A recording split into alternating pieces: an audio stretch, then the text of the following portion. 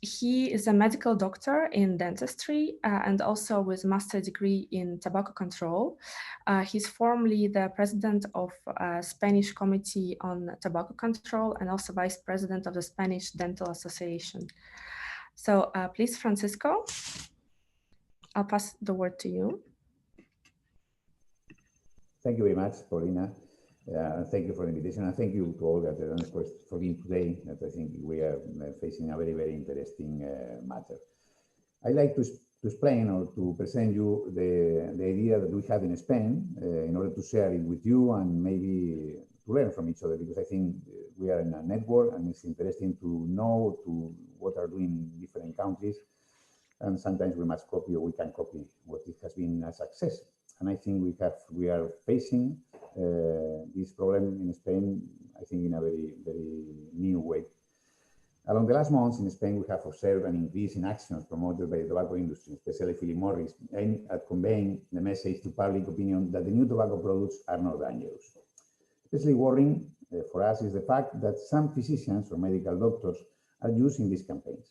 In an apparently voluntary way, they collaborate in all these actions, which include conferences, roundtables, etc., which afterwards have a relatively high impact in the mass media, usually through paid articles and associates. The tobacco industry is seriously concerned. Half of its customers die prematurely from tobacco use, and among the other half, a non-negligible percentage decides to stop smoking, mainly driven by a greater perception of nicotine and tobacco risks.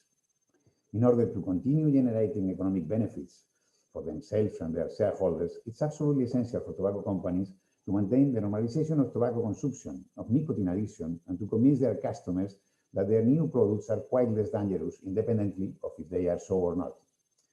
What they never mention are the real chances of quitting that all smokers have when they try in a serious and continual way. They keep insisting, saying that there are people who cannot or do not want to quit smoking, fostering and lengthening the ambivalences that all consumers of any addictive substance perceive and reinforcing their mechanisms of denial. Simultaneously, they present the indiscriminate spreading of their new products as the main way, and sometimes the only one, to reduce harm. But we should always keep in mind that harm reduction is something developed by physicians and health professionals, not something new they have just invented. We use harm reduction with other drugs such as heroin, through methadone, but always in an individual way and under medical supervision and prescription. Whenever we use it as a harm reduction strategy, methadone is not freely sold in department stores, gas stations, or shopping centers. That's the way it should be, if in the end these new potentially harm reducer nicotine products were to be used as harm reduction strategies. The tobacco industry is not and will never be part of the solution. They are and will always be part of the problem. In fact, they are the problem. As it is stated in the guiding principle 1 of the guidelines of Article 5.3 of the WHO FCTC, there is a fundamental and irreconcilable conflict between the tobacco industry's interests and public health policy interests. And so it is. Although some tobacco companies say they want to stop producing their traditional cigarettes and produce less dangerous products, the reality is that they continue to sell their extraordinarily lethal traditional cigarettes, and even in some third world countries, launching new brands of them. In most industrialized countries, tobacco industry interests lie no longer in keeping its clients hooked to conventional cigarettes, but to maintain a portfolio of customers addicted to nicotine in any of its forms. That is their real business. And therefore, they try to convince us that nicotine is not toxic at all, just a little bit addictive for those already addicted. But this is not true. We already know that nicotine, in addition to being tremendously addictive, it can be extremely toxic when consumed by the inhalation or intravenous route. In the United States, we have been witnessed how a new generation of children and young people who practically no longer smoke, the prevalence had dropped dramatically, has to become massively hooked on nicotine again through the Juul phenomenon and through other electronic cigarettes, being in many cases even shown to be a gateway to traditional tobacco consumption. They have also developed heated tobacco products, more oriented, in this case, to adults, trying to convince us, with nearly any evidence at all, that they are clearly less toxic, more healthy, like they like to remark. Well, as a result of this, Armando Peruga, Rodrigo Córdoba, Esther Fernandez, and myself, with the support of other scientists, wrote a manifesto to which we wanted a large number of renowned health professionals and experts in the field of smoking to adhere. The CNTT, the National Coalition for Tobacco Control, was in charge of collecting adhesions. It was obtained the adhesion of the main health professional associations like the Spanish Medical Association, the Spanish Dental Association, the Spanish Psychologist Association, and so on.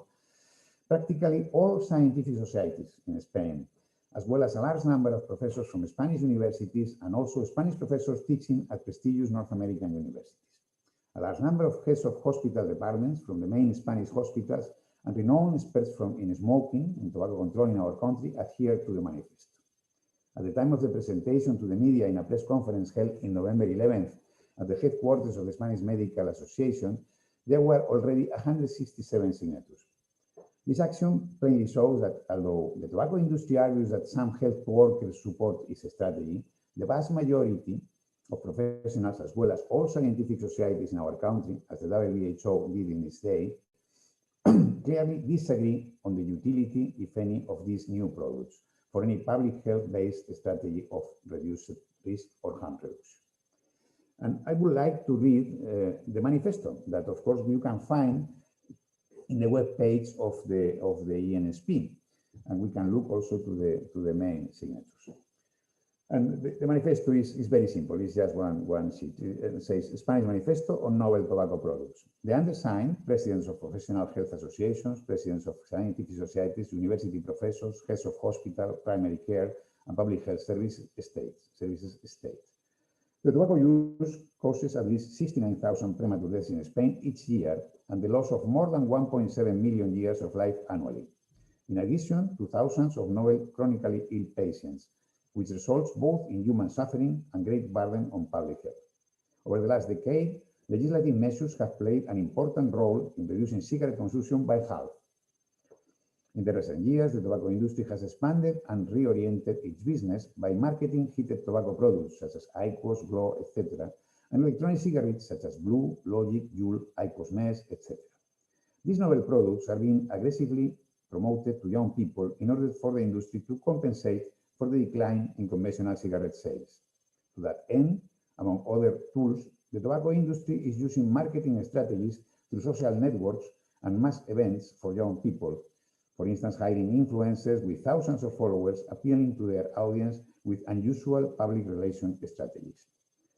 The industry of these novel products distorts the scientific evidence to the biased and one-sided use of the term harm reduction, a concept originating from public health.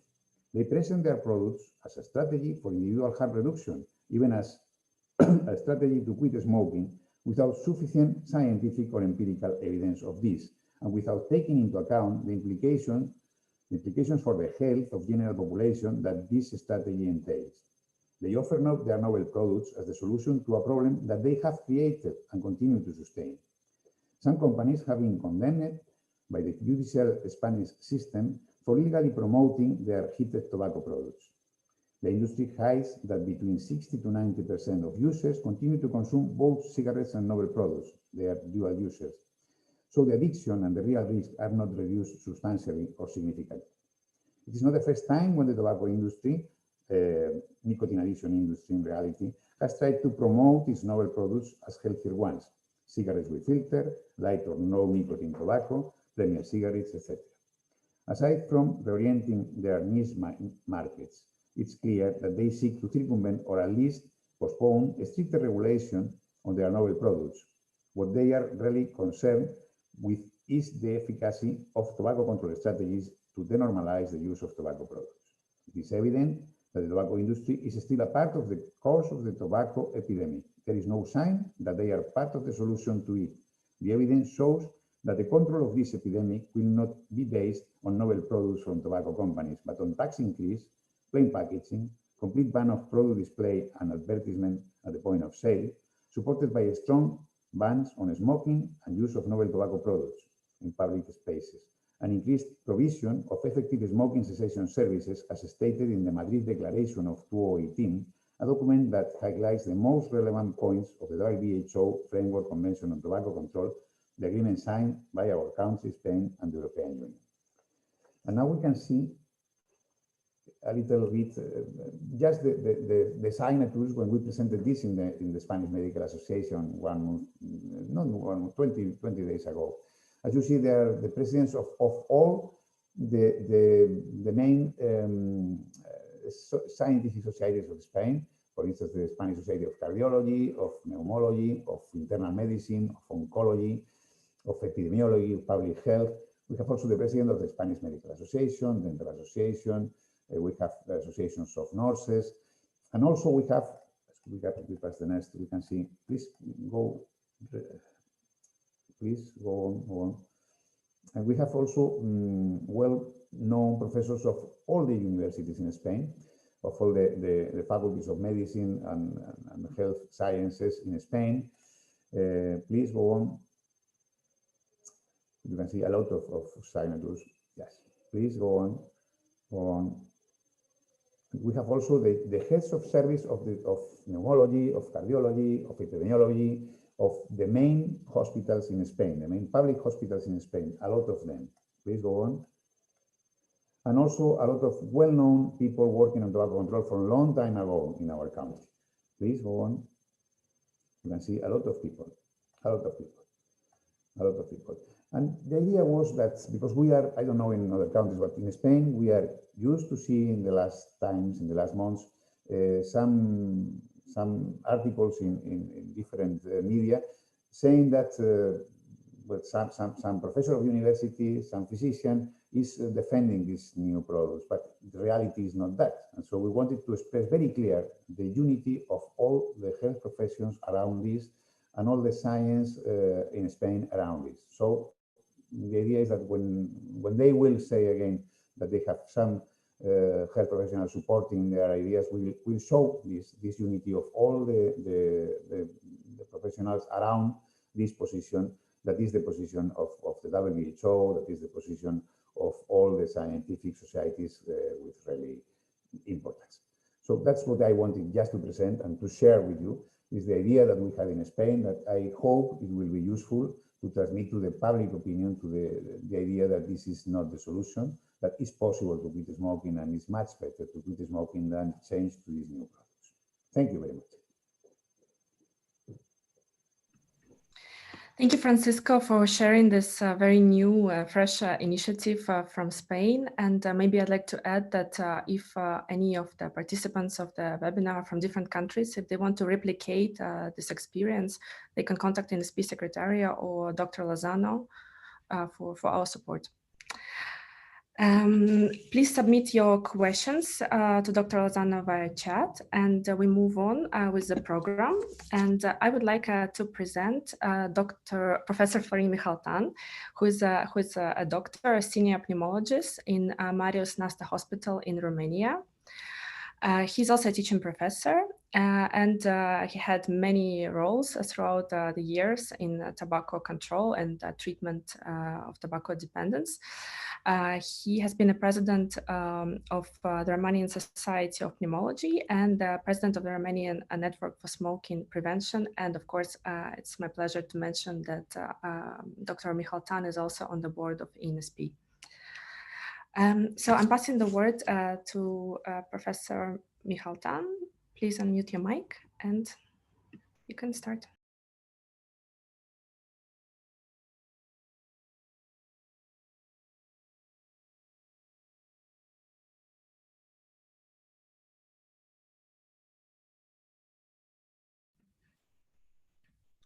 Florin? Mm-hmm. Let me check if there's maybe a problem with internet connection.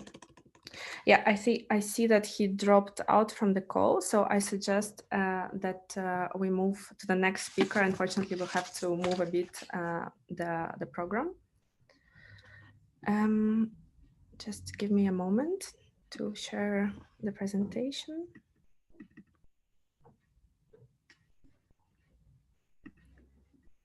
Okay. So Pavel, can I pass the word to you, and then we come back to Professor Mihaltan? Is it okay? Pavel Antonov from Bulgaria. Could you share your slides? Yes, I can start. Let me share my screen again.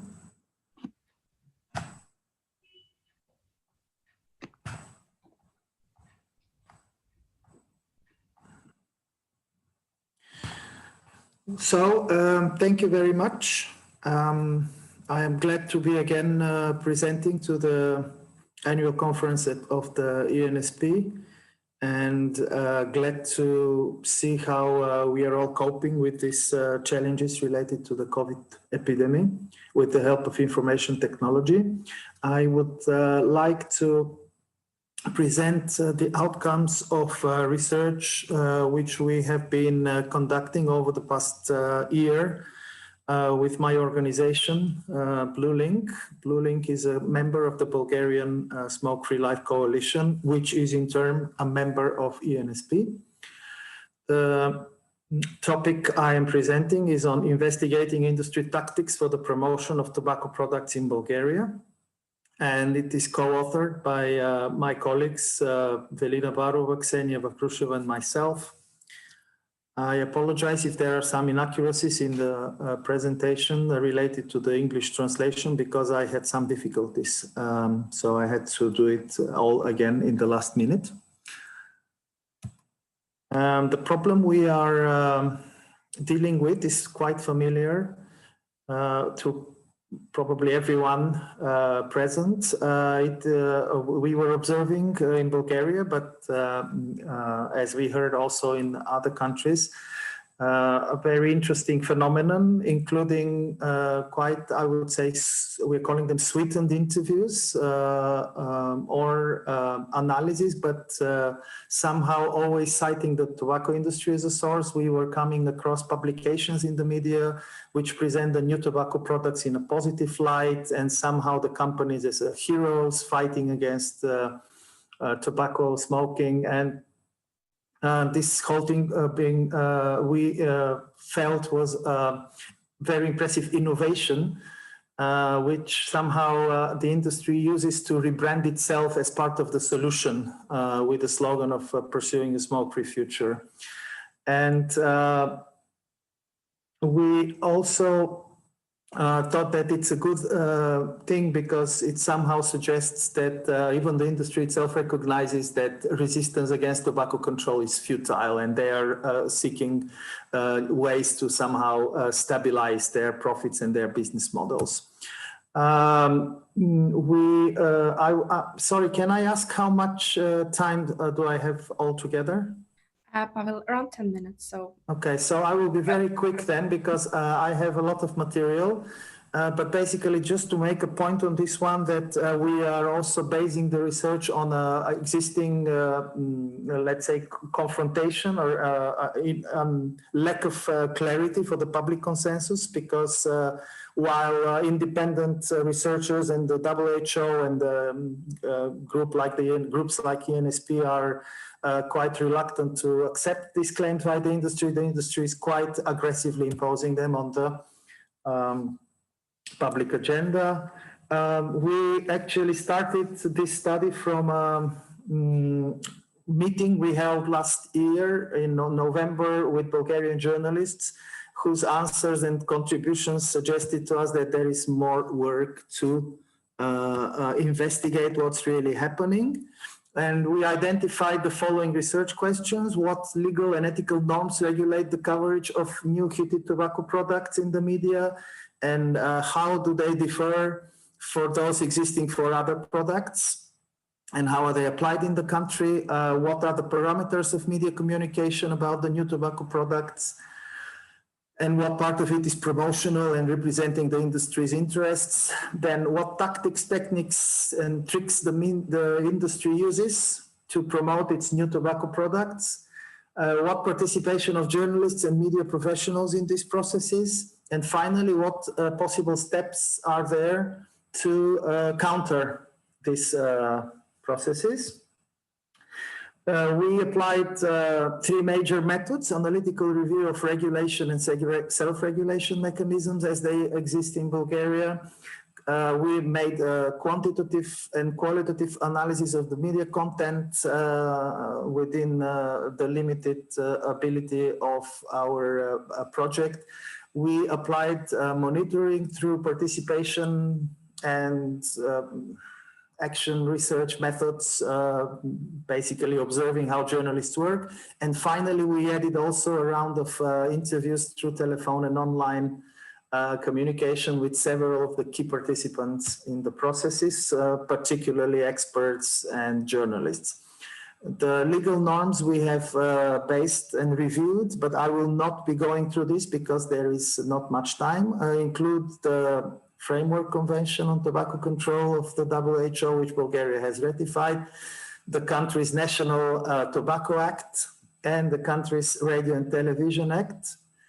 And we also analyzed which bodies control this legislation. We also looked at ethical and self-regulation norms where they apply on the communication of tobacco products. And these include the Code of Media Ethics and the Code of Self-Regulation in Advertising, and a new instrument which was pioneered last year by the Coalition of Smoke-Free Life and the WHO, which is a memorandum against tobacco advertising, promotion and sponsorship, which is a voluntary memorandum.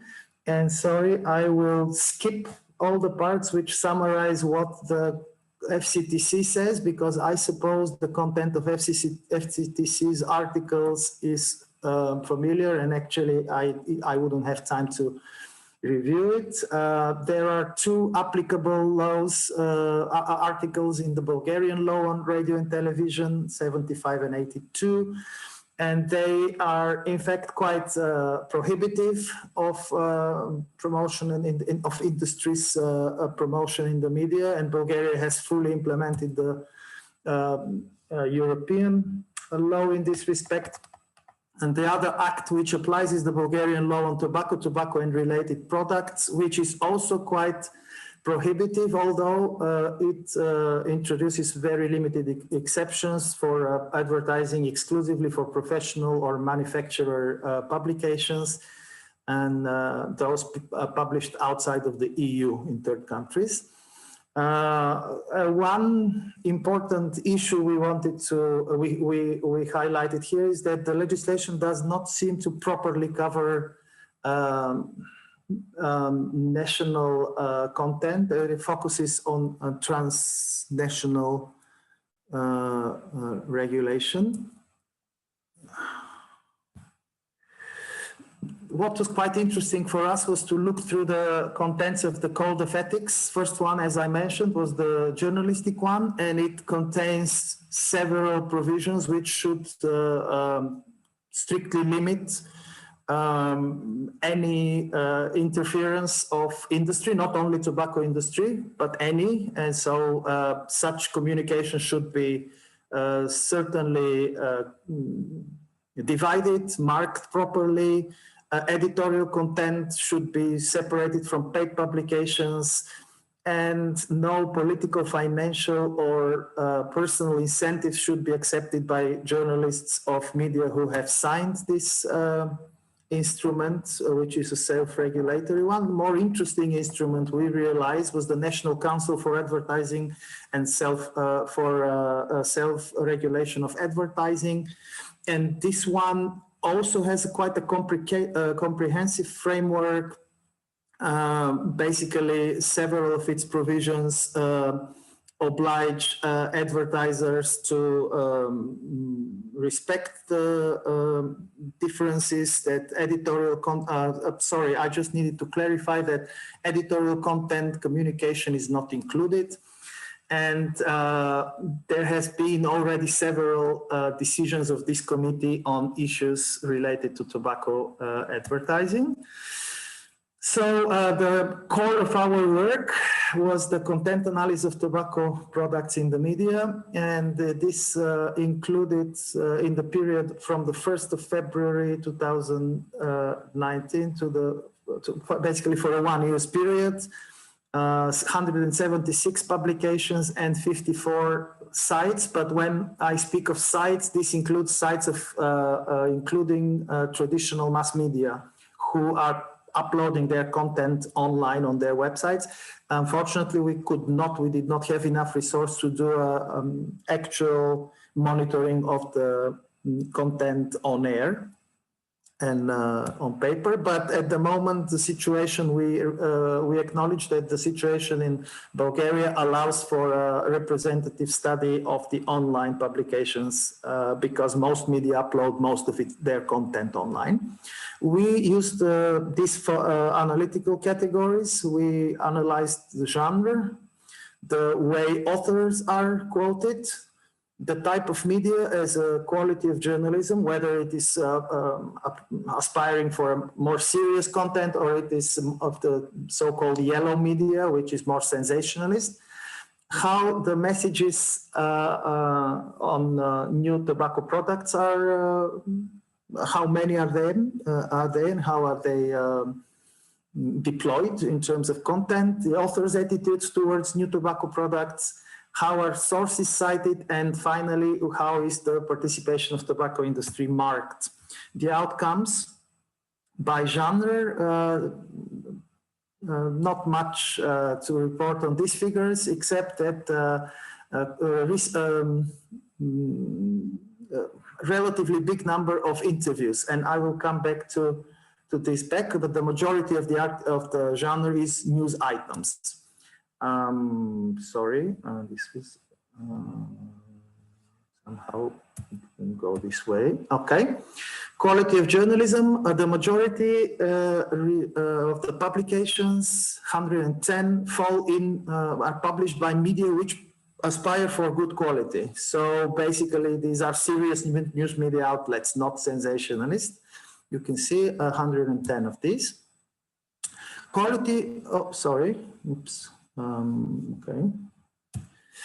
Author, 104 do not indicate the author. This is a traditional problem we have been encountering in the studies of journalism, not only in Bulgaria, the tendency to lose authors and to prefer anonymity, which suggests that there are questions and issues around the editorial quality, perhaps, and the quality of the information. 6 translated articles from foreign sources and 65 who mentioned a specific journalist's name. And interesting enough, and that's an interesting case, on one case we came across an author named Philip Morris International, which suggested quite interesting observations too. The type of messages vis-a-vis new tobacco products. In 73, which is the majority of the cases, they are portrayed as less harmful than conventional cigarettes and carrying less risk. 46 present them as harmful, so basically that's the opposite. In 30 cases, there is no bias on either direction. And in 26, it's quite an interesting that they're presented as a better alternative or a better choice for smokers than conventional cigarettes. But, you know, it's a much more subtle definition. And in one case, they were clearly stated as absolutely harmless, which was quite paradoxical.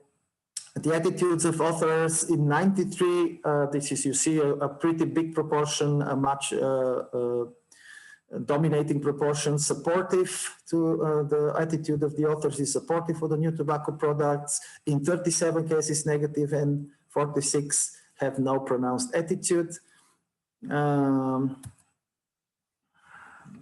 Just fix this.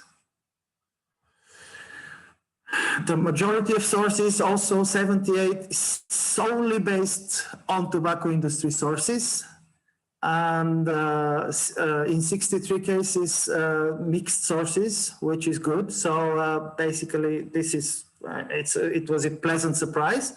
And we have 6 articles which only refer to the WHO, and 7 on only WHO and the industry. The connections to the industry also, in 156, the large majority of the content, there is no indication, they do not mark any connection. This means that they do not mark the publications as paid or otherwise sponsored by the industry. Only 19 cases, this was officially acknowledged. And in one case, without acknowledgement, inside the text, it was mentioned that actually the industry sponsored this news item one way or another. And I think I should come to a close. So I don't know how do I would like to go through the conclusions and observations very briefly. It seems, first of all, from our observations, apparently that the large majority of content relates to ICOS. So apparently this suggests that Philip Morris International is in the situation of a concentrated campaign in the mass media. Most sponsored publications are in the forms of interviews, and quite interesting, all of the interviews are of employees and high-level representatives of the company. These are the listed persons: Dr. Giselle Baker, Catherine Gouillon, and others who are different executives. This is an interesting observation because this differs from previously observed behavior of the industry, whereby the industry was preferring to use more front groups. In this case, the industry is resorting to its own voices, and its own messages are directly communicated. The messages that are communicated appear repeatedly in the majority of the articles, and they are very few. They are somehow, they seem to that they're crafted in a PR department of a company. They speak of better smokeless alternative, better alternative to cigarettes, better option, less harmful, modified risk device, and lower concentrations, and they appear in many articles. So this supports the observation that it is driven by the company's PR.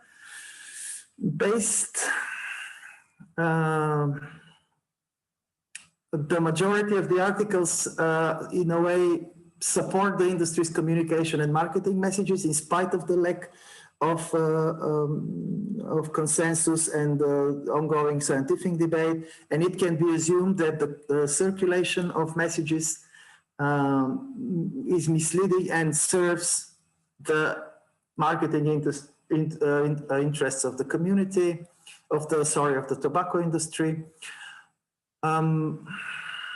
News industry messages appear mostly as news, and we observed almost identical formulations in different outlets, news outlets. So this seems that the news outlets are copying industry press releases on industry releases and using them as news without marking them as own, as marketed by the company in most cases. And generally, I'm sorry, but from here on, it seems that the text appears in Bulgarian. Oh, I'm very sorry. I will have to say it to you in English. Journalists are uncritical. In many cases, journalists just fail to interfere when they conduct interviews. And they do not react to claims and statements made by the industry. They do not correct them.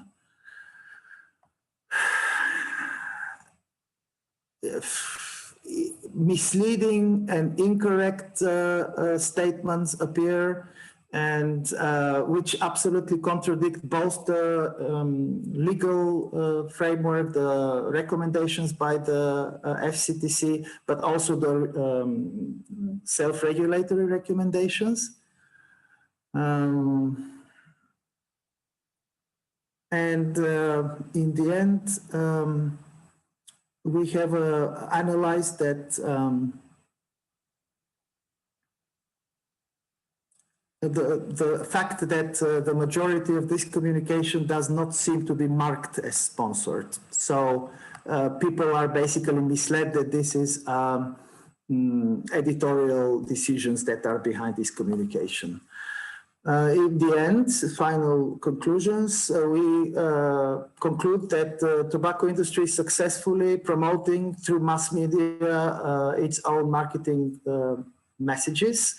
In the majority of these cases, these messages are not verified by independent experts, and industry statements are circulated without any engagement or criticism.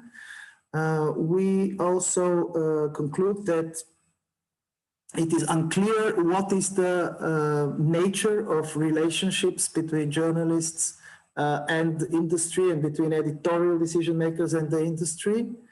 And we cannot exclude the fact that at least a part of this is because there is little capacity and little understanding within the newsrooms about the issues, but in many of the cases we also have indication for foul play, which is present for journalists, inviting journalists to different events sponsored by the industry, or direct financial transactions to the companies who own the mass media outlets. I think I am exceeding my time, and I think I will have to stop at this stage. Is that so, Paulina? Thank you very much, Pavel, and thank you for sharing this investigation with us. If may I give your contacts to participants in case they are interested in the methodology of your study? Oh yes, of course. And actually, maybe as a final conclusion, I want to say that we do not feel that this research has been finished. We held a verification workshop with representatives of mass media and journalistic organizations in Sofia, and it was perceived as with extreme interest from them. We have a list of follow-up research questions, which we would be following up in the coming months. So yeah, this is in a way, this is just the first step, which we managed to do. Okay, then we are looking forward to the part 2 of the study. And in the meantime, I see that Professor Michal Tan managed to reconnect.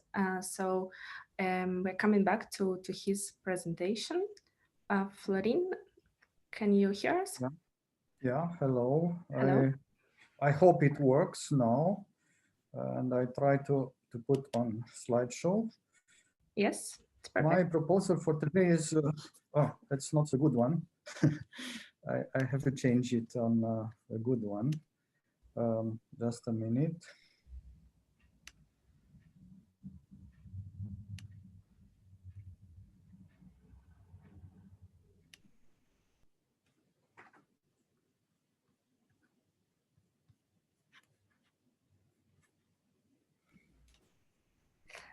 Florin, you have to choose which part, like which file you're sharing, and I think you selected your internet browser instead of the... Yeah, I'm trying to do it now.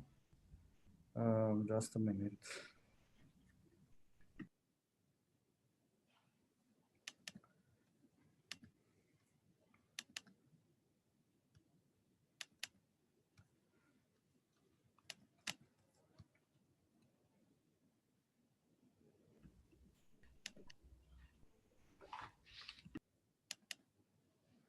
I think it's better now.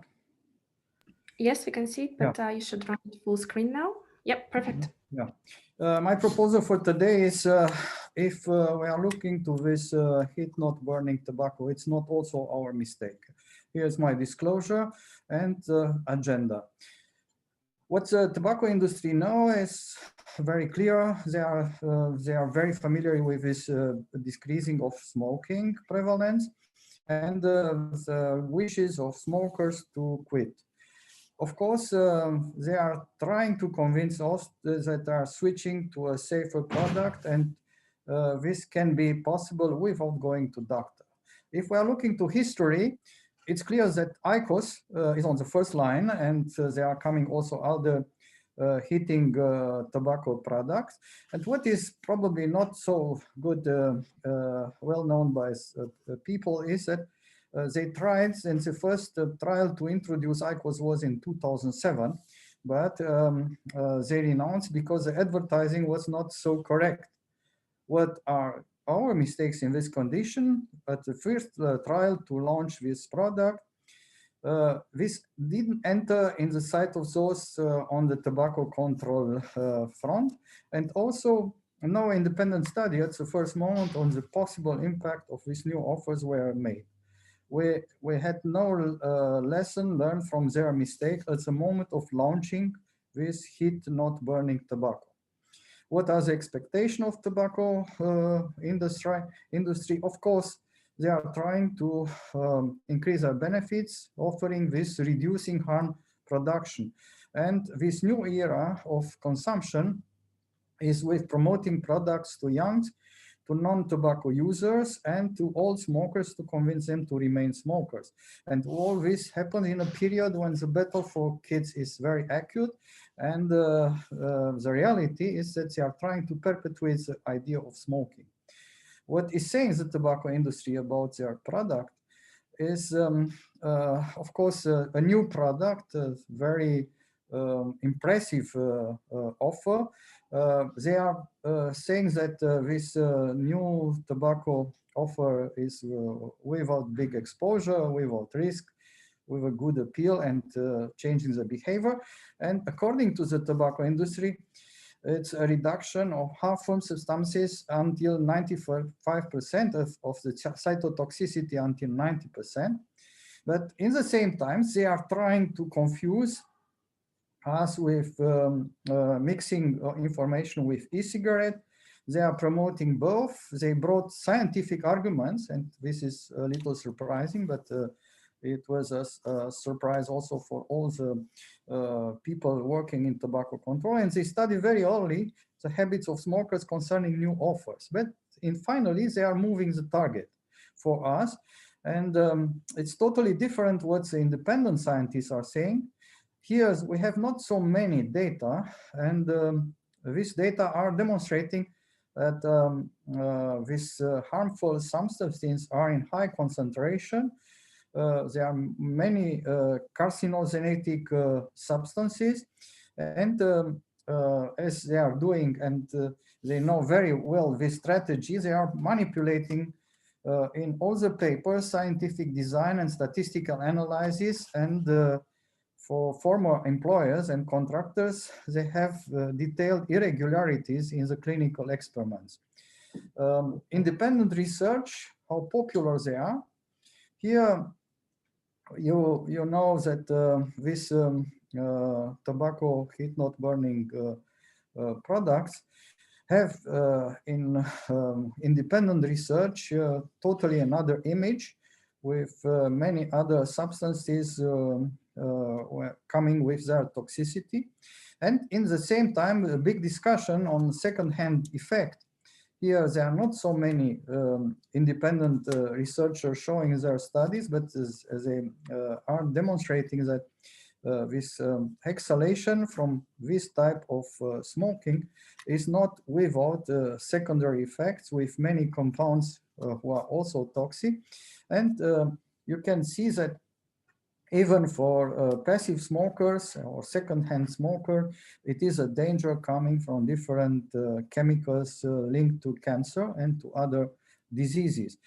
And concerning this device, when the device is turned off, the exposure is negligible. But if it is working in a closed space, it is a high proportion of particles who can reach the regional alveolar, the region of alveolar, pulmonary alveolar. And where we went wrong is that we had studies from independent researchers started very late. We lost the opportunity of studies on long term, and when the tobacco industry succeeded to publish, the standards of acceptance from the review remain questionable, and nobody spoke very clear about this. And every studies made by independent researcher was creating a debate from the part of the, it was a good opportunity for tobacco industry to create a debate. They are using new strategies. They create, as all the people know, this smoke-free foundation with this logo ending smoking, but this is not an independent, really non-profit organization.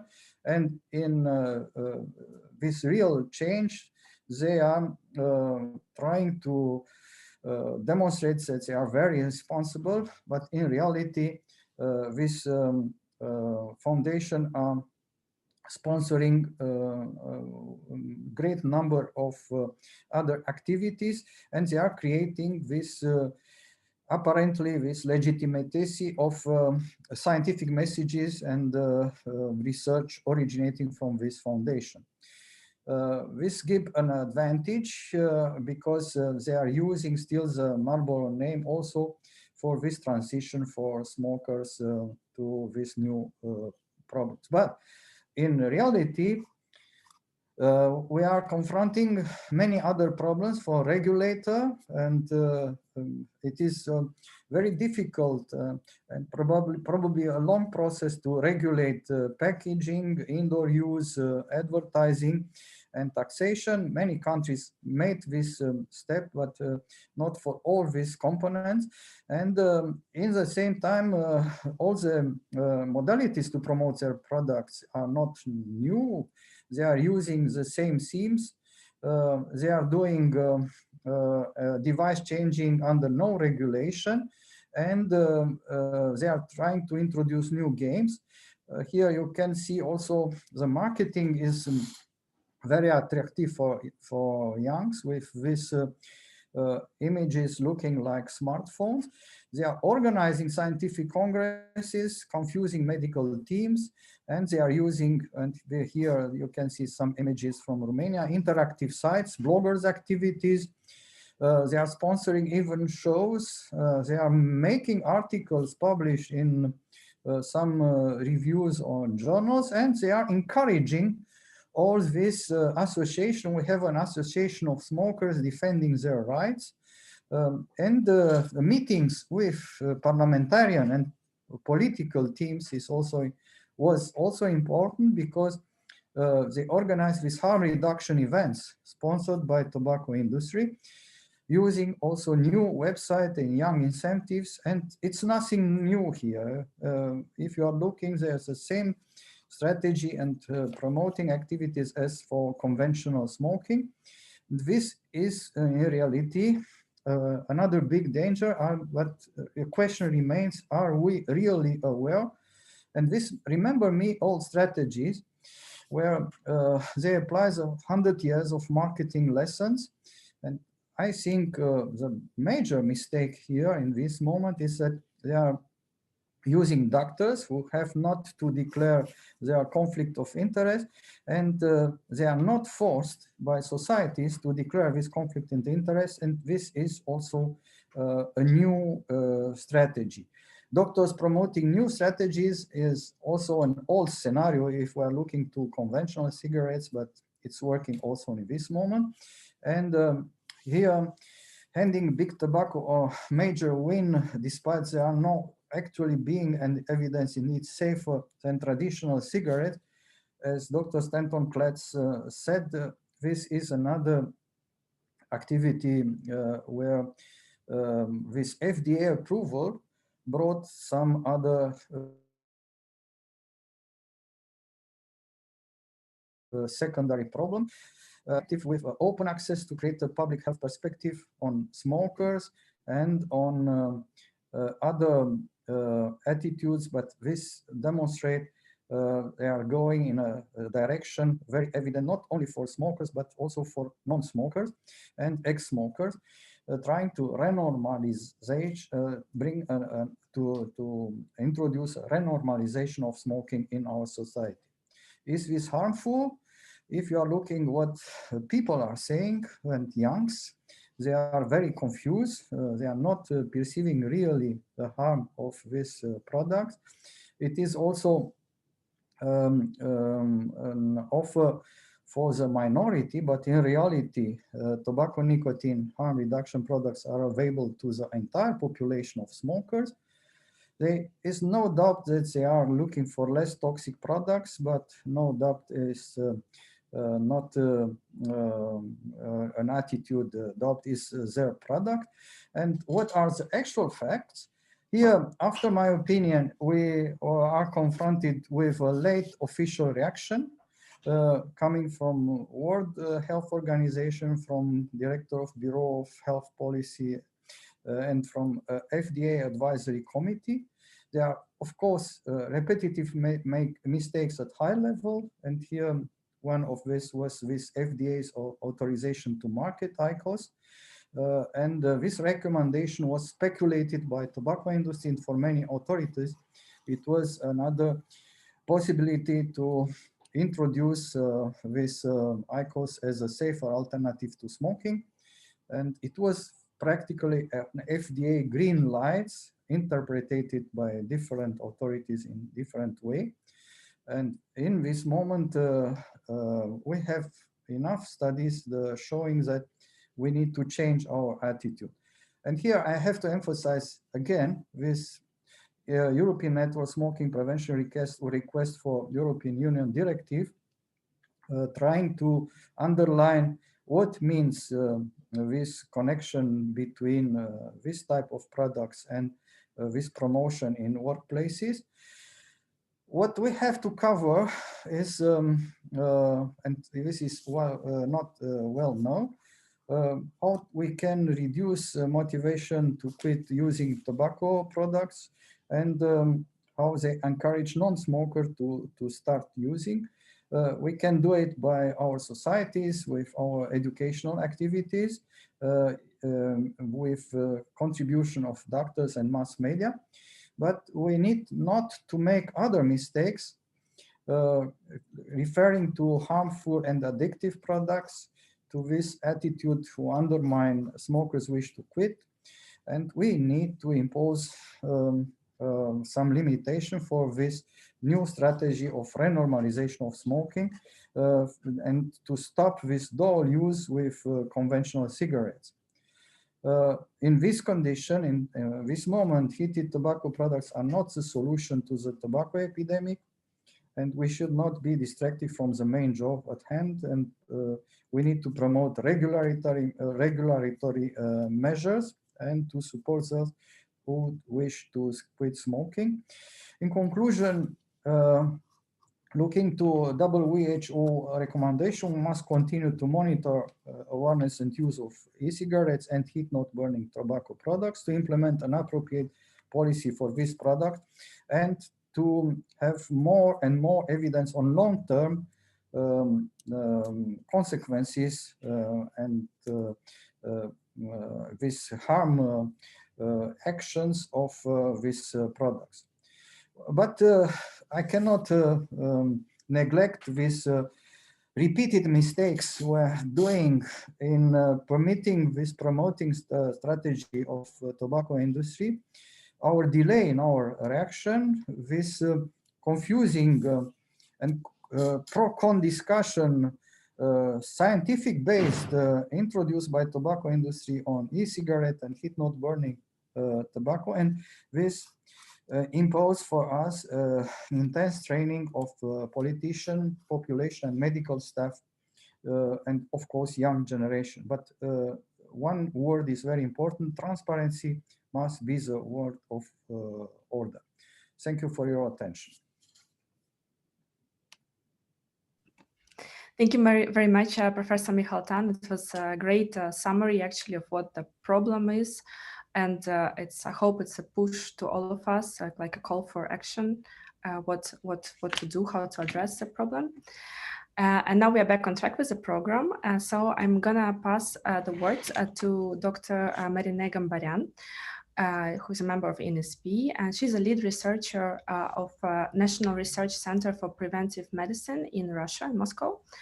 And she has a background in medicine and public health with MD and PhD degrees. And in total, she has more than 28 years of experience in research, practice, and education in the tobacco-related field.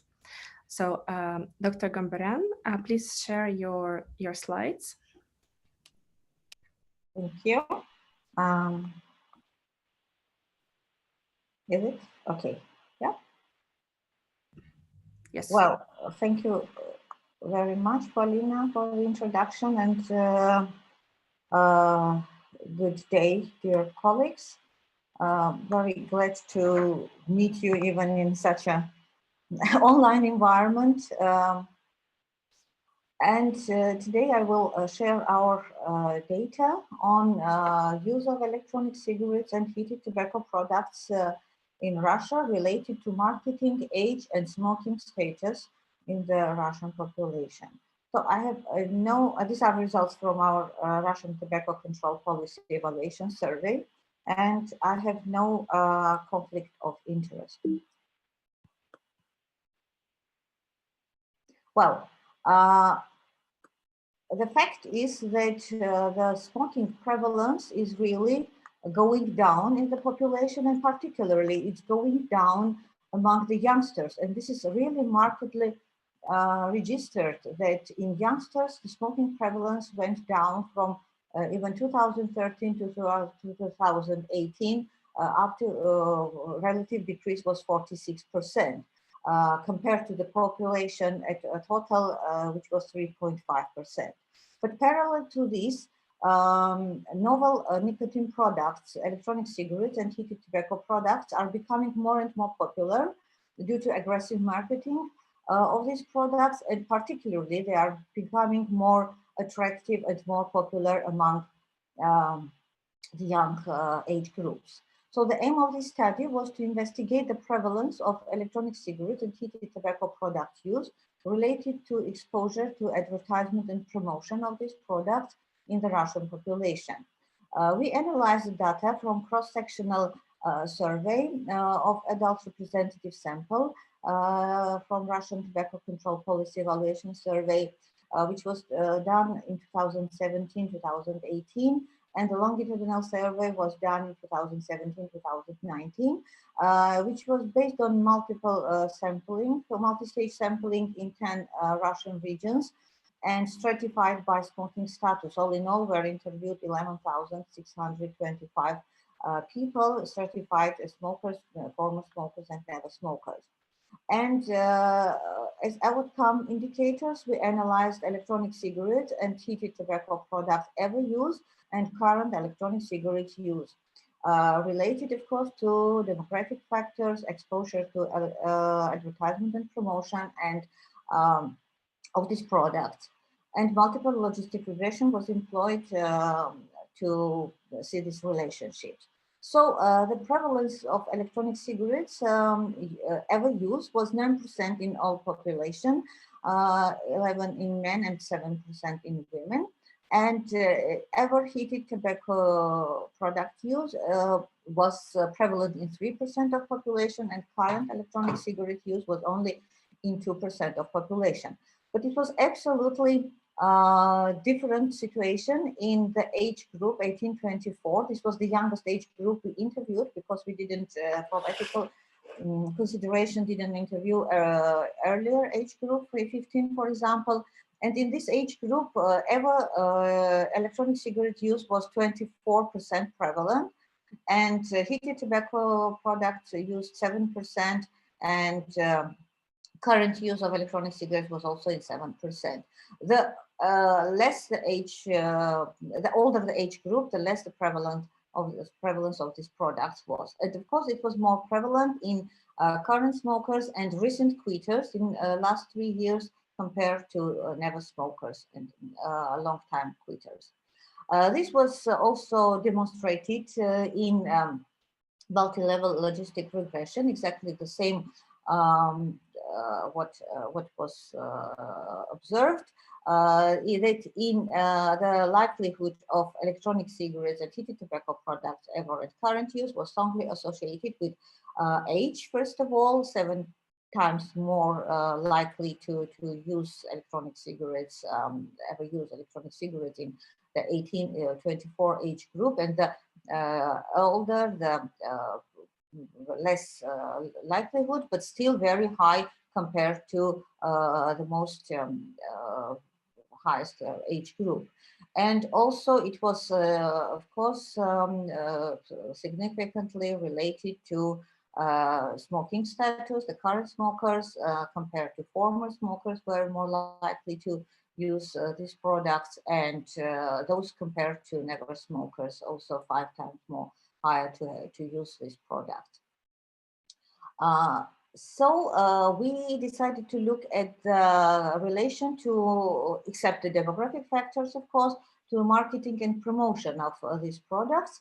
And what we realized that the prevalence of respondents who were exposed to advertisement and promotion of electronic cigarettes and heated tobacco products in the past 6 months was mainly at the internet, social networks, and in the shops or shopping centers where these products were sold. But what we discovered that the age group from 18 to 24, the youngest age group, were much higher, were exposed, more frequently exposed to the advertisement and promotion of this product in all sources compared to the total population. And here you see the blue bars are those who are 18-24, and those and the total population are the green bars.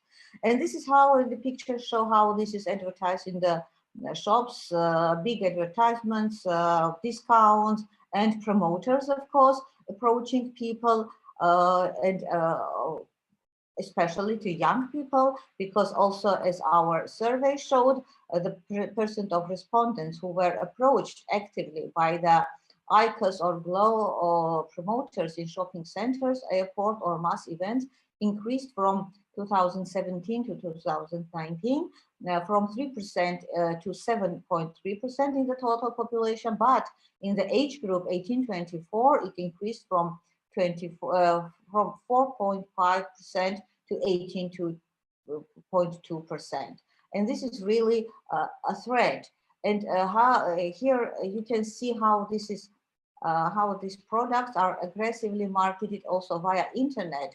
And what is very shocking that, for example, the right picture shows a search in an academic dictionary for example, an explanation of extracorporeal membrane oxygenation, which has nothing to do absolutely with tobacco products at all. And it still brings up as a pop-up IQOS advertisement, which says, in search of the best of yourself, what is written here. And the other picture also clearly targeted to young people also says, being yourself, being unique. These are the messages how the Philip Morris International is targeting the young people who are otherwise would have not probably gone into smoking, as our research also shows. So what the research showed, the multi-level logistic regression, that chances of being electronic cigarette ever or current users were significantly higher in case of exposure to marketing of electronic cigarettes, to more than 2 times higher likelihood being exposed on the internet, and in social networks, and also on television, and in shops selling electronic cigarettes. And what is very interesting also as a finding is that these findings are really showing where and which kind of products are mostly advertised. Because if the electronic cigarettes are mostly people are exposed in the internet, so what we see on heated tobacco products, like for example the IQOS, the chances were user to use electronic cigarettes were elevated in those who were exposed on TV and in the shops, 5 times higher who were exposed in the shops selling these tobacco products. This is because this strategy of advertising in shops and mass events is very, very aggressive and very, very popular. And also on sports events, and this is GLOW, which is widely advertised in all kinds of mass events. So, but this is nothing new, I want to say. And here is a quotation from Creative Research Group Limited of Imperial Tobacco Company, 1986. Which was published in a very brilliant book, Smoke and Mirrors, by Canadian Tobacco War. It's written, it says, unmet needs of smokers that could be satisfied by new or modified products which could delay the quitting process are pursued. And young smokers represent the major opportunity group for cigarette industry. We should therefore determine their attitude to smoking and health and how this might change over time. And these are from also Imperial Tobacco documents from 1970. So this was also and has been also the strategy of tobacco industry, and this is what is carrying on now in this product. And this we can see the changes in a very short period of time from 2017 to 2019, how the prevalence of using these products is changing. And even if the prevalence of electronic cigarette every use is slightly decreasing in total population, it is still increasing, being already high, increasing in the age group 18-24 from 24% to 29%, and this is from 16% relative percent to by 21 relative increase, and the changes in prevalence of heated tobacco products ever use is increasing by 52% in the total population, and 81% it increased. Relative increase was observed in the age group 18-24. This is really a very threatening, and under recent and under the absence of legal regulations, unlike the tobacco product, this is really growing. But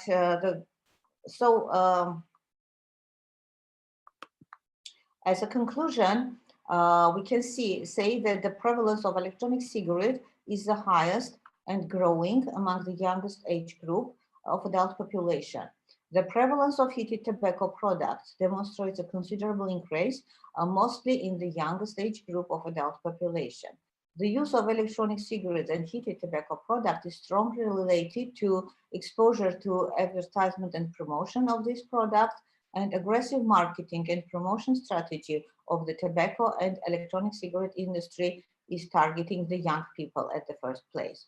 But the good news is, there is also good news that the new law from just recently, from 31st of July 2020, finally adopted on amendments of the current Russian tobacco control law, was to regulate novel nicotine products as any other tobacco product. So all the articles which are, and this is very comprehensive law, the Russian tobacco control law, which means banning of advertisement and promotion, banning using in public places, taxation, and that is now also applicable for novel tobacco products.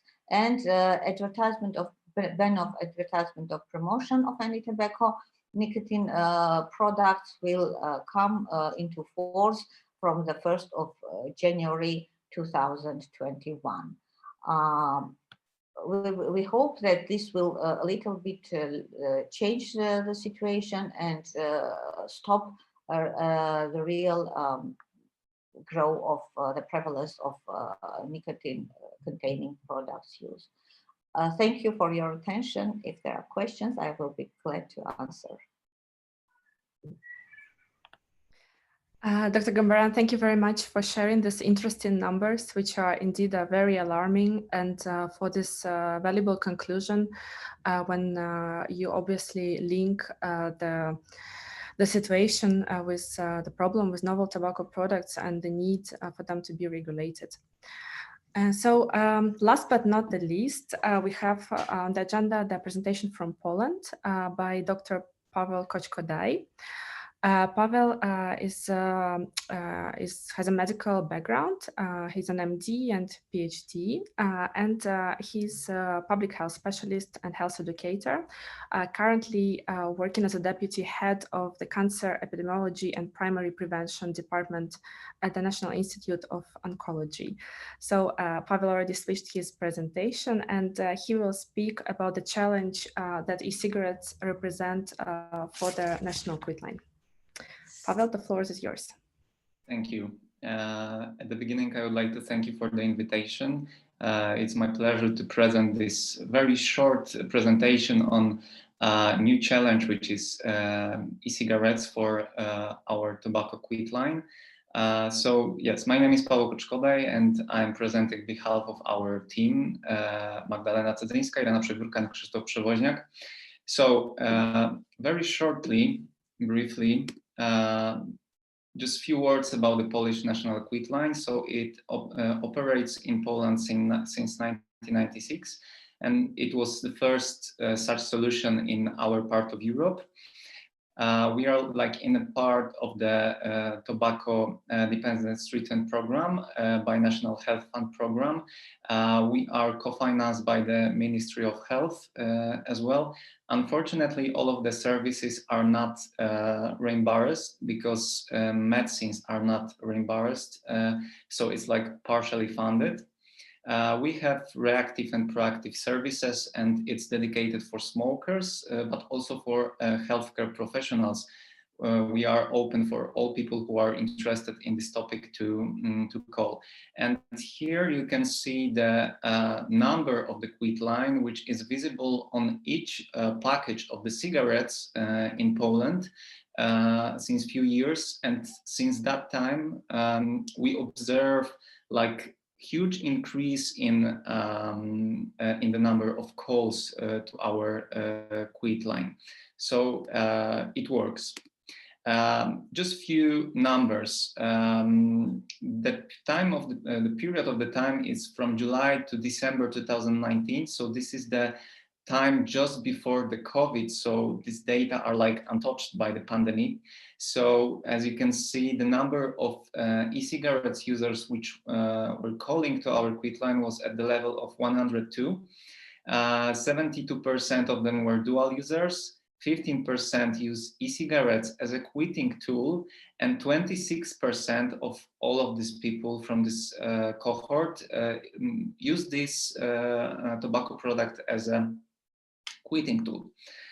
So 22% were people were at the age of 15, 19 years old, and we have also minors like under 15 years old. And these data are really preliminary, but what you can see from this data is that the e-cigarette problem is a really big challenge for in young people group, in teenagers, and these data are also confirmed but, by other data, which I'm going to shortly present. So, of course, UITS, so these data vary, vary when we talk about the years of the collection, but you can see here that Poland is quite high, and these data are from 2016. So 28% and almost 19% of girls use e-cigarettes in Poland regularly. When we look at the adult population, it's only 2%, but we have to be like cautious because this is emerging problem as well in this cohort. For example, when we look at the example of Japan, where the heated tobacco products, like prevalence of using heated tobacco products in 2017 increased 10 times only during 1 year. So we have to be careful with this, and we cannot disregard this problem. Paul Nikoyev, this is quite a new study by National Public Health Institute in Poland. And it's first study since years on the representative group of teenagers, about 17,000 of people, students from Poland, under 18 years old. And what is interesting, unfortunately interesting only from the scientific point of view, because from this data we know that e-cigarettes is really emerging problem in Poland as well. So 30% of students use e-cigarettes for tobacco initiation. You can see at in the next bullet that e-cigarettes is almost is higher now, unlike to traditional cigarettes. So it's almost 30% of users among teenagers. When we can see, when we look at the traditional cigarettes, it's 26.2%.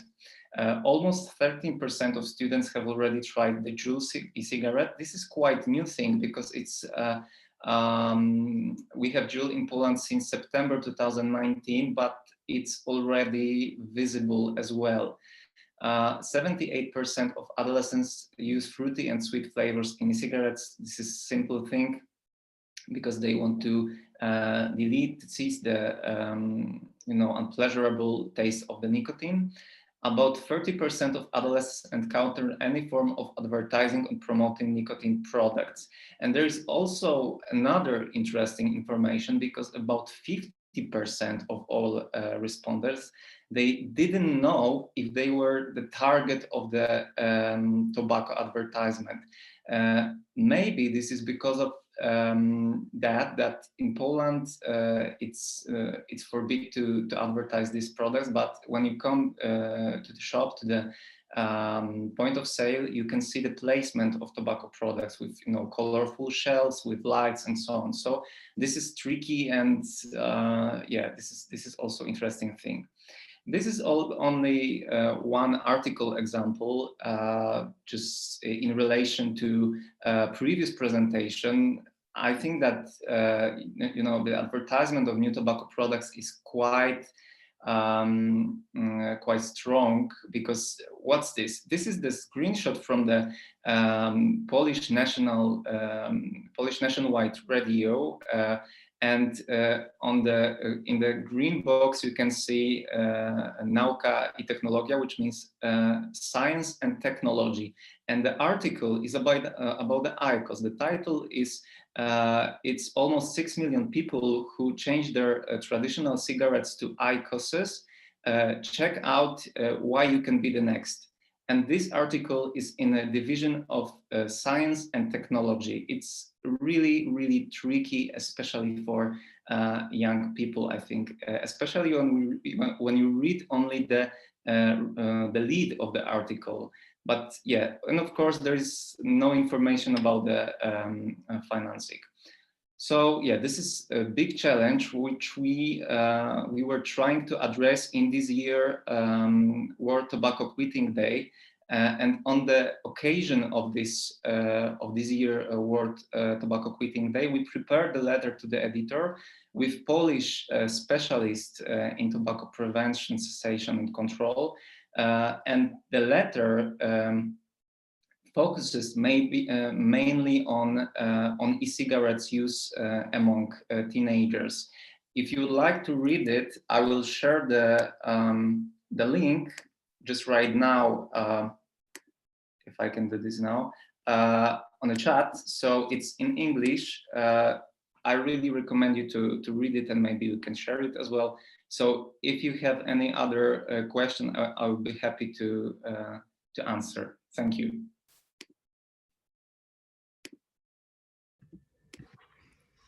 Thank you very much, Pavel. And I see the link with the previous presentation. It's again very alarming that many of your numbers refer to adolescents and very young people who are using nicotine products and for whom it might be a gateway to start smoking and consuming other tobacco products.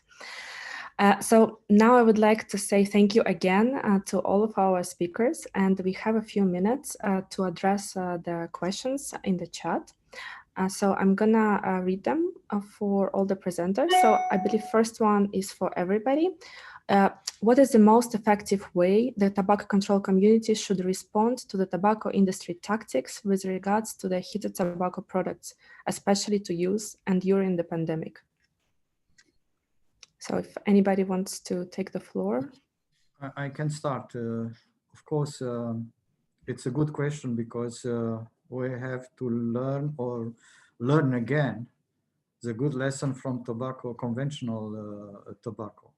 And here, after my opinion, legislation and new rules are needed to stop all this dissemination of fake news or with scientific evidence who are very doubtful and coming from all the scientists sponsored by tobacco industry. This is one of the important moments to stop this new phenomenon. But the second one, after my opinion, is to look a little to doctors and media. And we have this problem also, I saw in many East European countries, but it's the same in Romania. When somebody is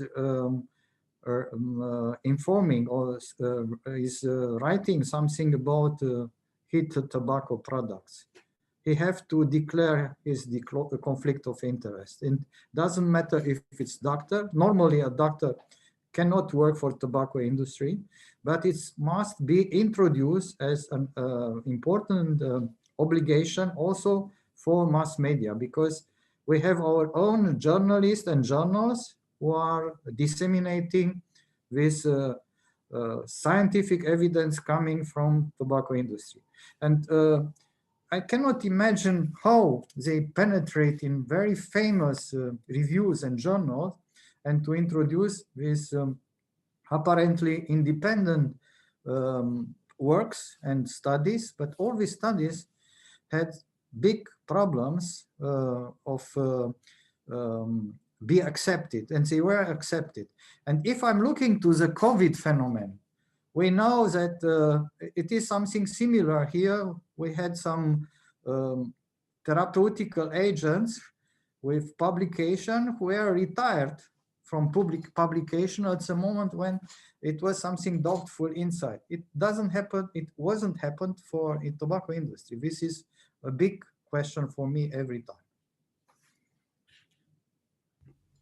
Thank you, Professor Mihaltan. If any other panelists. Pavel speaking, I would like to briefly react on this. I think this is an extremely important question at the moment, and I also think we are facing a very different situation at the moment with this campaign. I commented also in the chat how it is absolutely apparent from hearing these two presentations next to each other, how particularly the PMI is at the moment influencing at the same time the scientific consensus and the mass media and public communication field.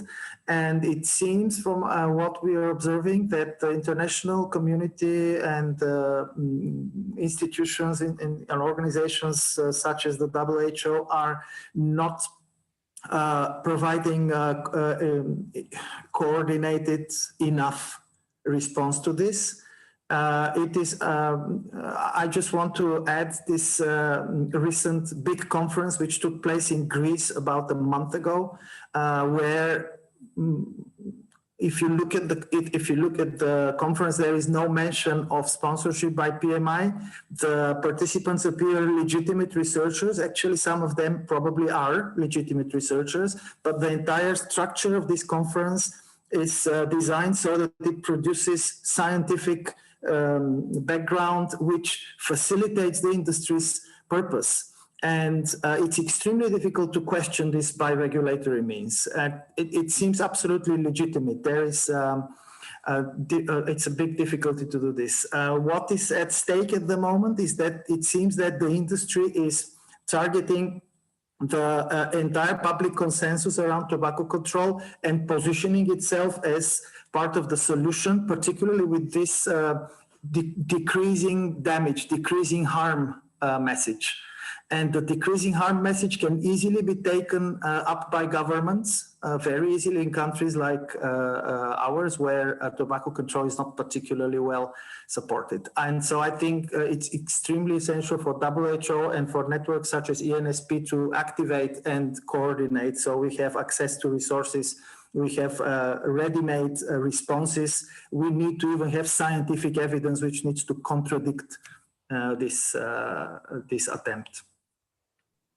Well, I want just to add something to this. I think the regulatory measures like regulating the tobacco products, what we had already have 5 years or more, 7 years already implementing and having quite good results, can make a difference. It's just the point that the lobby of tobacco industry is really, really very very strong, because first this law of amending, for example, in Russia, already 2 years was under discussion, and another 2 years it was going to develop it. And at the end, of course, there were some exceptions. What was gained back by the lobbyists, for example, the ban of advertising, not advertising, but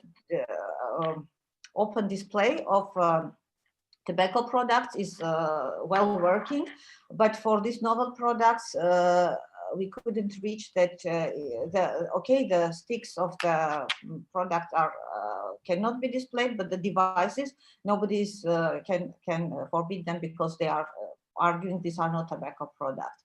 So this kind of more and more being on the insistent side of regulating these things is one point of taking this product out.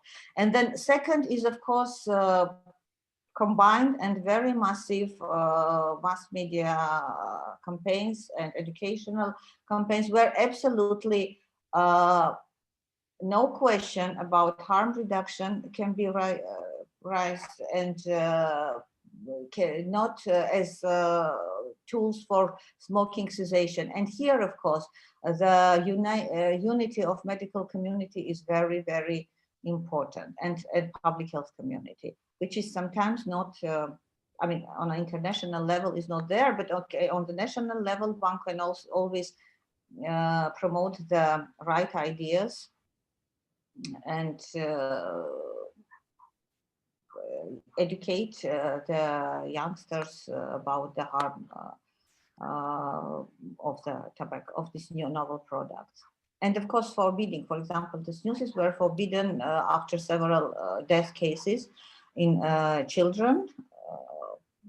I mean, this chewing tobacco products were completely forbidden and taken out of the use. So regulatory measures, I think, but with best confrontation to the lobbyists.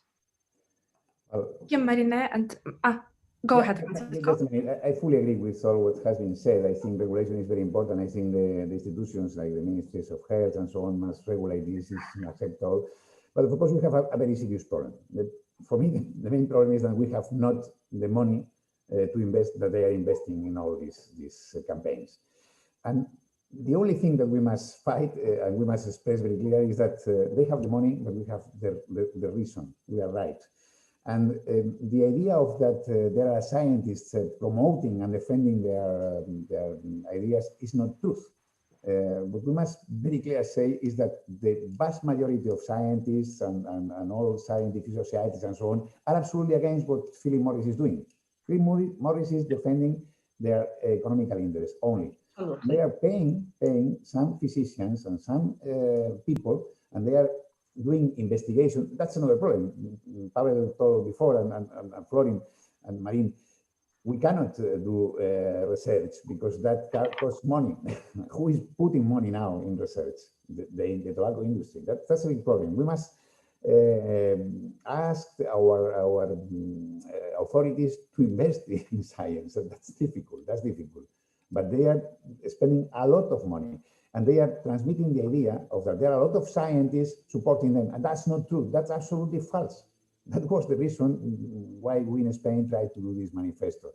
And that's the few things that we can do is to say that and to say it very clear and repeat that wherever we be. Thank you, Francisco. And I think actually Marina and Francisco answered the question of Dr. Hani Agumani. He asked about the ban of advertisement of novel products at the place of sale, which Marina addressed. And also, Francisco, now you touched on the second question, which was why we still have not too much of research on the hazard of all kinds of novel tobacco products. So indeed, there is a need for more funds for this independent research, not sponsored by the industry. And I have one more question for Marina from Dr. Tibor Salagai. Do you have any organization in the Russian Federation who does monitor the operation of the tobacco industry on a regular basis? There are lobbying activities, sponsorship activities, corporate social responsibility, submissions to the government, etc. Well, what I want to say, we have experts who are doing this on their own initiative, but kind of organization on a regular basis, I'm afraid not. I mean, we have governmental bodies which are like Federal Anti-Monopoly Agency, whose task is to monitor all the interest of these companies. But this is really a difficult issue. And we always have to monitor and control. Yeah, and also the agency of, yeah, there is the organization which is the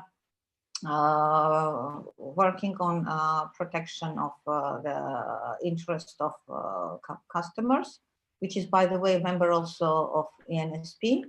To a certain extent also is doing this.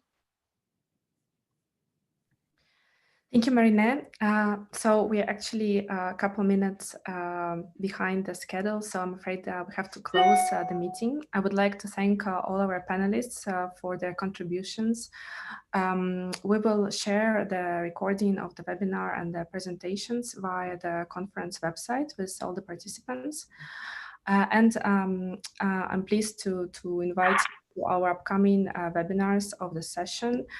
We still have a webinar in partnership with Campaign for Tobacco-Free Kids on marketing tactics of the tobacco industry on 15th of December. And also we have the second part of the webinar on novel tobacco products, because it's such a hot and popular topic that we have a lot of submissions, and we hope to see you there on 16th of December. So all information is available via ENSP website or the conference website, ENSP-ECTC. So thank you again, everybody, for attending and for contributing, and I wish you a very nice day. Thank you very much. Bye-bye. Thank you. Thank you. Bye-bye. Thank you. Goodbye.